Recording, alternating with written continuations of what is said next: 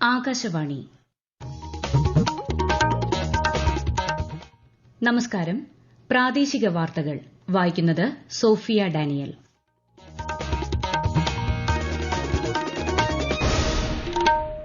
പ്രധാന വാർത്തകൾ. ഓപ്പറേഷൻ സിന്ദൂറിലൂടെ രാജ്യത്തിന്റെ അഭിമാനം പുതിയ ഉയരങ്ങളിലെത്തിക്കാൻ ഇന്ത്യൻ സായുധ സേനയ്ക്ക് സാധിച്ചതായി പ്രധാനമന്ത്രി നരേന്ദ്രമോദി. ആദംപൂർ വ്യോമതാവളത്തിൽ പ്രധാനമന്ത്രി സേനാംഗങ്ങളെ അഭിസംബോധന ചെയ്തു. ജമ്മുകശ്മീർ വിഷയത്തിൽ മൂന്നാം കക്ഷി ഇടപെടൽ അനുവദിക്കില്ലെന്ന് കേന്ദ്ര സർക്കാർ. ഉഭയകക്ഷി ചർച്ചയിലൂടെ പ്രശ്നങ്ങൾ പരിഹരിക്കണമെന്ന നിലപാടിൽ മാറ്റമില്ലെന്നും വിദേശകാര്യ മന്ത്രാലയം. സിബിഎസ്ഇ 10-12 ക്ലാസ് പരീക്ഷാഫലങ്ങൾ പ്രഖ്യാപിച്ചു. സംസ്ഥാനത്ത് പ്ലസ് 1 പ്രവേശനത്തിനുള്ള അപേക്ഷകൾ നാളെ മുതൽ സ്വീകരിച്ചു തുടങ്ങും. നന്ദൻകോട് കൂട്ടക്കൊലക്കേസിൽ പ്രതി കേഡൽ ജിൻസൺ രാജയ്ക്ക് ജീവപര്യന്തം തടവ്. ഇടവമാസ പൂജയ്ക്കായി ശബരിമല ക്ഷേത്രനട നാളെ തുറക്കും. ആൻഡമാൻ നിക്കോബാർ ദ്വീപിന്റെ ചില മേഖലകളിൽ കാലവർഷം ഇന്നെത്തി. കേരളത്തിൽ പരക്കെ മഴയ്ക്ക് സാധ്യത. വാർത്തകൾ വിശദമായി. ഭീകരർക്ക് സമാധാനമായി കഴിയാനാവുന്ന ഒരിടം പോലും പാകിസ്ഥാനിൽ അവശേഷിക്കുന്നില്ലെന്ന് പ്രധാനമന്ത്രി നരേന്ദ്രമോദി. പഞ്ചാബിലെ ആദംപൂർ വ്യോമതാവളത്തിൽ സേനാംഗങ്ങളെ അഭിസംബോധന ചെയ്യുകയായിരുന്നു അദ്ദേഹം. ഓപ്പറേഷൻ സിന്ദൂറിലൂടെ പാകിസ്ഥാനിലെ 9 ഭീകര താവളങ്ങൾ തകർത്ത് 100ഓളം ഭീകരരെയാണ് ഇന്ത്യ വധിച്ചത്. നിരപരാധികളായ ജനങ്ങളുടെ രക്തം ചൊരിയുന്നതിന്റെ പരിണിതഫലം ഭീകരതയെ പിന്തുണയ്ക്കുന്നവർ തിരിച്ചറിഞ്ഞതായും അദ്ദേഹം പറഞ്ഞു. 9 आतंकी ठिकाने बर्बाद हुए, 100 से ज्यादा आतंकियों की मौत हुई. आतंक के आकाओं को अब समझ आ गया है.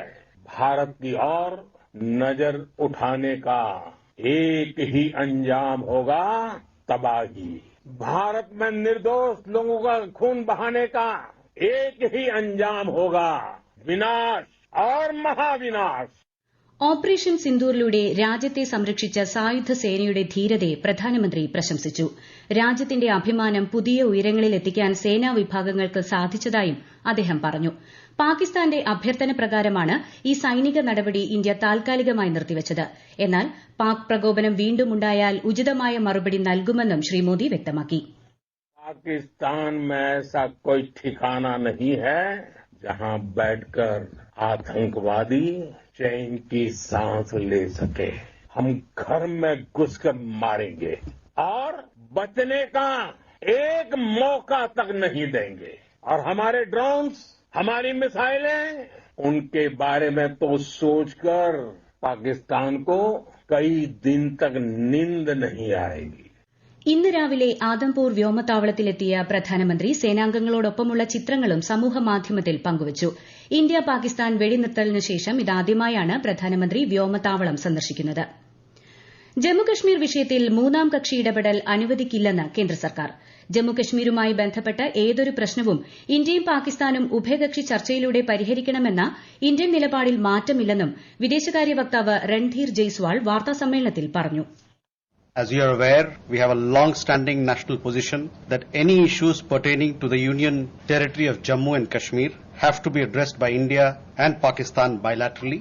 That stated policy has not changed. As you are aware, the outstanding matter is the vacation of illegally occupied Indian territory by Pakistan. Operation Sindoor ആരംഭിച്ചതു മുതൽ സൈനിക നടപടി അവസാനിപ്പിക്കുന്നതിനെക്കുറിച്ചുള്ള ധാരണയിലെത്തുന്നതുവരെ ഇന്ത്യ യുഎസുമായി ബന്ധപ്പെട്ടിരുന്നെങ്കിലും വ്യാപാര വിഷയം സംബന്ധിച്ച് ചർച്ചയുണ്ടായിട്ടില്ലെന്ന് അദ്ദേഹം വ്യക്തമാക്കി. ഓപ്പറേഷൻ സിന്ദൂറിന്റെ വിജയത്തെക്കുറിച്ച് 70 രാജ്യങ്ങളിൽ നിന്നുള്ള വിദേശകാര്യ അറ്റേഷേമാരോട് വിശദീകരിച്ച് ഡിഫൻസ് ഇന്റലിജൻസ് ഏജൻസി മേധാവി DS റാണ. നവതലമുറ യുദ്ധരീതികളിൽ ഇന്ത്യൻ സേനയ്ക്കുള്ള മേധാവിത്വം വ്യക്തമാക്കുന്ന തരം നീക്കങ്ങളാണ് രാജ്യം നടത്തിയതെന്നും അദ്ദേഹം പറഞ്ഞു. ഭീകരവാദികളെ ലക്ഷ്യമിട്ടുള്ള സൈനിക നീക്കത്തിനായി വിദഗ്ധമായ ആസൂത്രണമാണ് നടന്നത്. ഇന്ത്യൻ സായുധ സേനയുടെ കൃത്യവും സംയോജിതവുമായ നീക്കങ്ങളാണ് ലക്ഷ്യത്തിലേക്ക് നയിച്ചതെന്നും അദ്ദേഹം പറഞ്ഞു. രാജ്യത്തെ സുരക്ഷാ സ്ഥിതികൾ വിലയിരുത്താൻ രാജ്യരക്ഷാ മന്ത്രി രാജ്നാഥ് സിംഗിന്റെ അധ്യക്ഷതയിൽ ഇന്ന് ന്യൂഡൽഹിയിൽ ഉന്നതതല യോഗം ചേർന്നു. സംയുക്ത സേനാ മേധാവി, പ്രതിരോധ സെക്രട്ടറി, കര നാവിക സേനകളുടെ മേധാവികൾ തുടങ്ങിയവർ യോഗത്തിൽ പങ്കെടുത്തു. ഓപ്പറേഷൻ സിന്ദൂറിലൂടെ ഇന്ത്യൻ സായുധസേന നേടിയ വിജയം ആഘോഷിക്കുന്നതിനായി സംഘടിപ്പിക്കുന്ന 11 ദിവസത്തെ തിരംഗ യാത്രയ്ക്ക് രാജ്യത്ത് തുടക്കമായി. ഈ മാസം 23 വരെ നീളുന്ന പ്രചാരണ യാത്രയിൽ വിരമിച്ച സൈനികർ, സാമൂഹ്യ പ്രവർത്തകർ, സംഘടനാ പ്രതിനിധികൾ തുടങ്ങി നിരവധി പേർ പങ്കെടുക്കും. ഡൽഹിയിലെ ഇന്ത്യാ ഗേറ്റിൽ സിറ്റിസൺ ഫോർ നാഷണൽ സെക്യൂരിറ്റി സംഘടിപ്പിച്ച തിരംഗ യാത്രയിൽ മുഖ്യമന്ത്രി രേഖ ഗുപ്ത പങ്കെടുത്തു. തിരുവനന്തപുരത്ത് നാളെ വൈകുന്നേരം ത്രിവർണ്ണ സ്വാഭിമാന യാത്ര നടക്കും. വൈകുന്നേരം 5 മണിക്ക് മ്യൂസിയം ജംഗ്ഷനിൽ നിന്ന് ആരംഭിക്കുന്ന തിരംഗായാത്രയിൽ വിമുക്ത ഭടന്മാരും ദേശസ്നേഹികളും അണിചേരും. ത്രിവർണ്ണ പതാകയുമേന്തി നടത്തുന്ന പദയാത്ര പാളയം രക്തസാക്ഷി മണ്ഡപത്തിൽ സമാപിക്കും.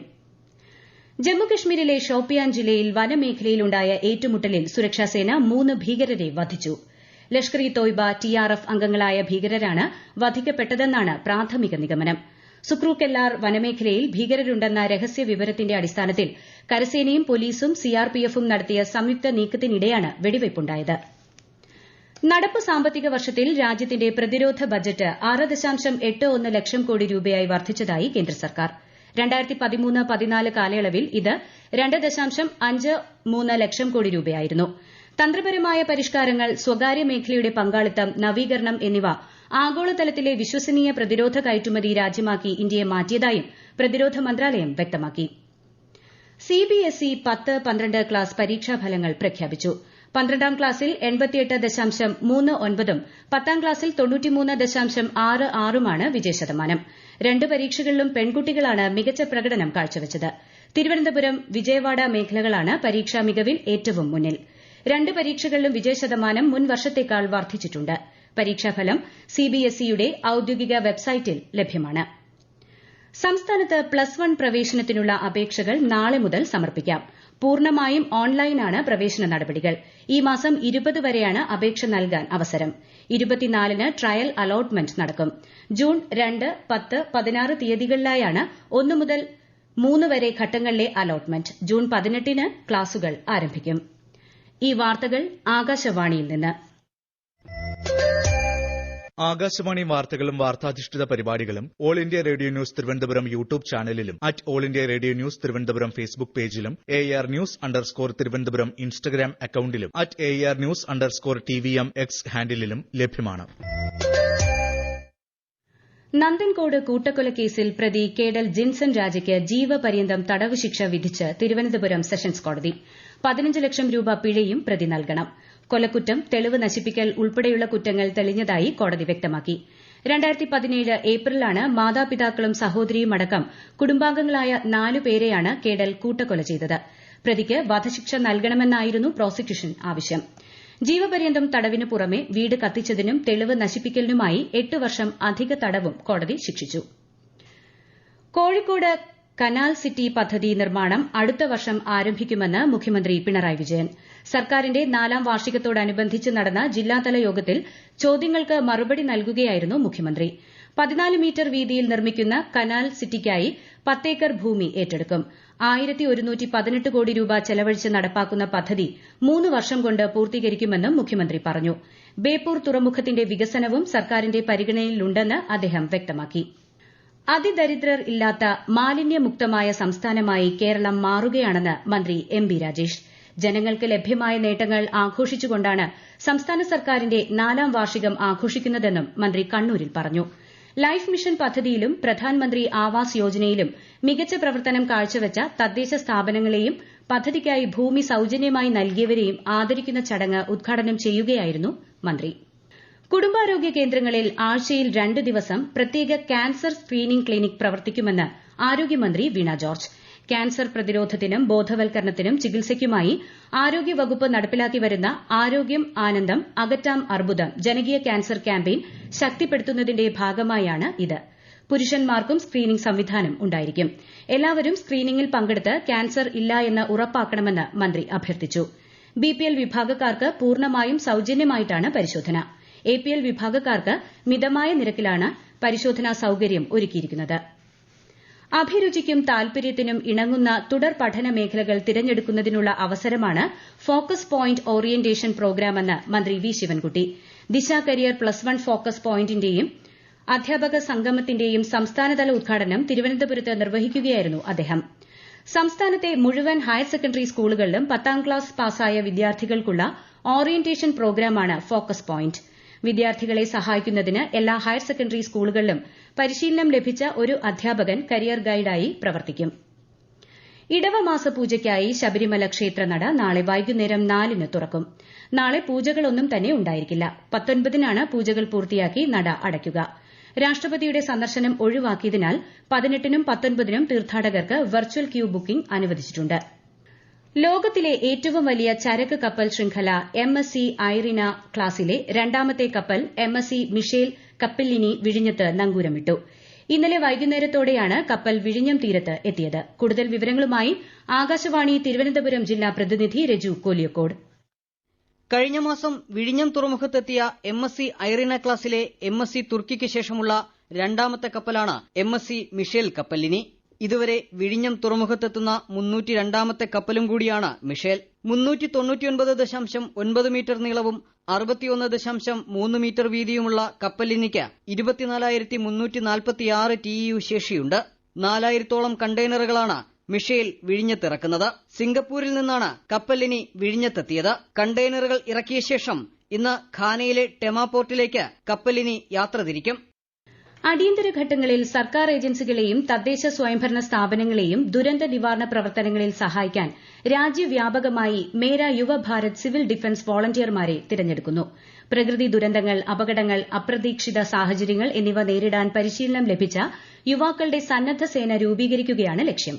രക്ഷാപ്രവർത്തനം, ഒഴിപ്പിക്കൽ, പ്രഥമ ശുശ്രൂഷ, ആൾക്കൂട്ട നിയന്ത്രണം, പൊതുസുരക്ഷ എന്നിവയിൽ ഉൾപ്പെടെ ദേശീയ, സംസ്ഥാന ദുരന്ത നിവാരണ ഏജൻസികളുമായി ചേർന്ന് വോളണ്ടിയർമാർക്ക് ഒരാഴ്ചത്തെ പരിശീലനം നൽകും. മൈ ഭാരത് പോർട്ടലിലൂടെ രജിസ്റ്റർ ചെയ്യാവുന്നതാണ്. 111 ദിവസം നീണ്ടുനിൽക്കുന്ന തുരീയം സംഗീതോത്സവം ഇന്നേക്ക് 50 ദിവസം പൂർത്തിയാക്കുന്നു. പോത്തകണ്ടം ആനന്ദഭവനത്തിന്റെ നേതൃത്വത്തിൽ പയ്യന്നൂർ ശ്രീപ്രഭ ഓഡിറ്റോറിയത്തിലാണ് സംഗീതോത്സവം നടക്കുന്നത്. വിശദാംശങ്ങളുമായി ആകാശവാണി കണ്ണൂർ ജില്ലാ പ്രതിനിധി KO ശശിധരൻ. കേരളത്തിനകത്തും പുറത്തുനിന്നുമായി പ്രഗത്ഭരായ സംഗീതജ്ഞരാണ് ഓരോ ദിവസവും തുരീയം സംഗീതോത്സവത്തിൽ പങ്കെടുക്കുന്നത്. Doctor TV Gopalakrishnan, Mathangi Sathyamoorthy, Madras P Unnikrishnan, Sanjay Subrahmanyam, Vaikom Vijayalakshmi തുടങ്ങി കർണാട്ടിക്കിലെയും ഹിന്ദുസ്ഥാനിയിലെയും പ്രമുഖരുടെ കച്ചേരി കഴിഞ്ഞ ദിവസങ്ങളിലായി അരങ്ങേറി. ഇന്ന് വൈകിട്ട് പത്മവിഭൂഷൺ ഡോക്ടർ L സുബ്രഹ്മണ്യത്തിന്റെ വയലിൻ കച്ചേരിയാണ് അരങ്ങേറുക. 100ാം ദിവസമായ ജൂലൈ 2-ന് പണ്ഡിറ്റ് ഹരിപ്രസാദ് ചൌരസിയുടെ പുല്ലാങ്കുഴൽ വാദനവും ഉണ്ടാകും. പഞ്ചരത്ന കീർത്തന ആലാപനത്തോടെ ജൂലൈ 13-നാണ് തുരീയം സംഗീതോത്സവം സമാപിക്കുക. ആൻഡമാൻ നിക്കോബാർ ദ്വീപിന്റെ ചില മേഖലകളിൽ ഇന്ന് കാലവർഷം എത്തിച്ചേർന്നതായി കേന്ദ്ര കാലാവസ്ഥാ വകുപ്പ്. തെക്കൻ അറബിക്കടൽ, മാലിദ്വീപ് മേഖലകളിലും അടുത്ത 4 ദിവസത്തിനകം കാലവർഷം വ്യാപിക്കും. കേരളത്തിൽ കാലവർഷം ഈ മാസം 27ഓടെ എത്തുമെന്നും കാലാവസ്ഥാ വിഭാഗം വ്യക്തമാക്കി. സംസ്ഥാനത്ത് ഇന്നും നാളെയും ഒറ്റപ്പെട്ട ശക്തമായ മഴയ്ക്ക് സാധ്യതയുണ്ട്. പത്തനംതിട്ട, എറണാകുളം, ഇടുക്കി, പാലക്കാട്, വയനാട്, കണ്ണൂർ, കാസർഗോഡ് ജില്ലകളിൽ ഇന്ന് മഞ്ഞ ജാഗ്രത പ്രഖ്യാപിച്ചു. കോഴിക്കോട് ജില്ലയിൽ മലയോരത്ത് ഒറ്റപ്പെട്ട സ്ഥലങ്ങളിൽ ഇന്ന് ശക്തമായ മഴ അനുഭവപ്പെട്ടു. കോടഞ്ചേരി നാരങ്ങാത്തോടിന് സമീപം കുടുങ്ങിയ വിനോദസഞ്ചാരികളായ 3 പേരെ ഫയർഫോഴ്സ് രക്ഷപ്പെടുത്തി. കരിങ്കല്ല് റോഡിലേക്ക് പതിച്ചതിനെ തുടർന്ന് യാത്രാ നിരോധനം ഏർപ്പെടുത്തിയ മൂന്നാർ ഗ്യാപ് റോഡിൽ ഗതാഗതം പുനഃസ്ഥാപിച്ചു. റോഡിലേക്ക് വീണ കല്ലും മണ്ണും നീക്കുകയും മഴ മാറി നിൽക്കുന്ന സാഹചര്യത്തിലുമാണ് ഗതാഗതം പുനഃസ്ഥാപിക്കാൻ ഇടുക്കി ജില്ലാ കളക്ടർ ഉത്തരവിട്ടത്. പ്രതികൂല കാലാവസ്ഥയിൽ കൂടുതൽ കല്ലുകൾ താഴേക്ക് പതിക്കാനുള്ള സാധ്യത കണക്കിലെടുത്താണ് നേരത്തെ ഇതുവഴിയുള്ള ഗതാഗതം നിരോധിച്ചത്. ഇന്ത്യ പാക് സംഘർഷങ്ങളുടെ പശ്ചാത്തലത്തിൽ നിർത്തിവച്ച IPL മത്സരങ്ങൾ ഈ മാസം 17 മുതൽ പുനരാരംഭിക്കുമെന്ന് BCCI. 17-ന് royal challengers Bengaluru Kolkata knight റൈഡേഴ്സുമായി ഏറ്റുമുട്ടും. എന്നാൽ മൊഹാലിയിലും ധരംശാലയിലും മത്സരം ഉണ്ടായിരിക്കില്ല. പ്രധാന വാർത്തകൾ വീണ്ടും. ഓപ്പറേഷൻ സിന്ദൂറിലൂടെ രാജ്യത്തിന്റെ അഭിമാനം പുതിയ ഉയരങ്ങളിലെത്തിക്കാൻ ഇന്ത്യൻ സായുധ സേനയ്ക്ക് സാധിച്ചതായി പ്രധാനമന്ത്രി നരേന്ദ്രമോദി. ആദംപൂർ വ്യോമതാവളത്തിൽ പ്രധാനമന്ത്രി സേനാംഗങ്ങളെ അഭിസംബോധന ചെയ്തു. ജമ്മുകശ്മീർ വിഷയത്തിൽ 3ാം കക്ഷി ഇടപെടൽ അനുവദിക്കില്ലെന്ന് കേന്ദ്ര സർക്കാർ. ഉഭയകക്ഷി ചർച്ചയിലൂടെ പ്രശ്നങ്ങൾ പരിഹരിക്കണമെന്ന നിലപാടിൽ മാറ്റമില്ലെന്നും വിദേശകാര്യ മന്ത്രാലയം. CBSE 10-12 ക്ലാസ് പരീക്ഷാ ഫലങ്ങൾ പ്രഖ്യാപിച്ചു. സംസ്ഥാനത്ത് +1 പ്രവേശനത്തിനുള്ള അപേക്ഷകൾ നാളെ മുതൽ സ്വീകരിച്ചു തുടങ്ങും. നന്ദൻകോട് കൂട്ടക്കൊലക്കേസിൽ പ്രതി കേഡൽ ജിൻസൺ രാജയ്ക്ക് ജീവപര്യന്തം തടവ്. ഇടവ മാസപൂജയ്ക്കായി ശബരിമല ക്ഷേത്രനട നാളെ തുറക്കും. ആൻഡമാൻ നിക്കോബാർ ദ്വീപിന്റെ ചില മേഖലകളിൽ കാലവർഷം ഇന്നെത്തി. കേരളത്തിൽ പരക്കെ മഴയ്ക്ക് സാധ്യത. പ്രാദേശിക വാർത്തകൾ കഴിഞ്ഞു. അടുത്ത വാർത്താ പ്രക്ഷേപണം രാത്രി 7:45-ന്.